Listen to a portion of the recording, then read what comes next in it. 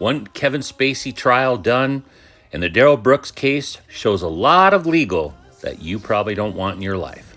Fuel me once here, driving instructor of the world. Thanks. How are you guys? So yesterday, a court found that Kevin Spacey was not liable, was not an offender for an alleged attack on a 14-year-old Anthony Rapp. He's now older. He's now one of the leads on Star Trek Discovery. When he was 14, he said Kevin Spacey forcefully engaged an act on him, and the court found that they weren't persuaded, and they found Kevin Spacey not guilty.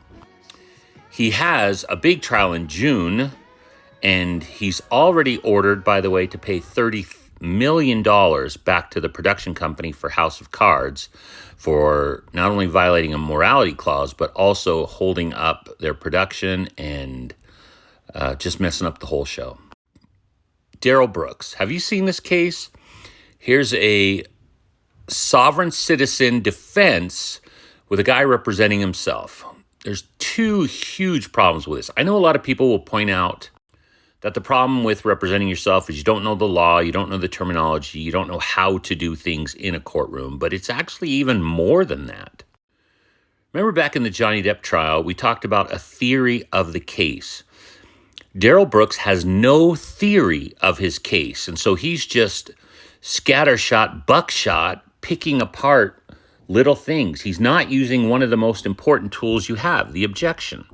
Objections are a tool, and you only use them to fight against those things that go against your theory of the case. In other words, what you're trying to show the jury, if something doesn't jibe with that picture, you have to object to it. He's just objecting to literally everything. And I'm not exaggerating. He's objecting to almost everything. Another difficulty is he thinks he's smarter than everyone else. And he is very smart, but he's out of his league here. He's out of his element, and he gets afraid. When he gets afraid, he just gets erupting in anger. And he fights like he's never been out of his teenage years. He said, "That's not fair. How come they get to do it and I don't?" It's like a little kid, like a petulant teenager.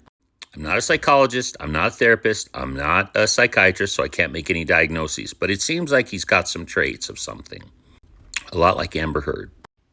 He also uses words as weapons. We're going to talk more about this tomorrow, but it's always a weapon to him. And then when it's used back against him,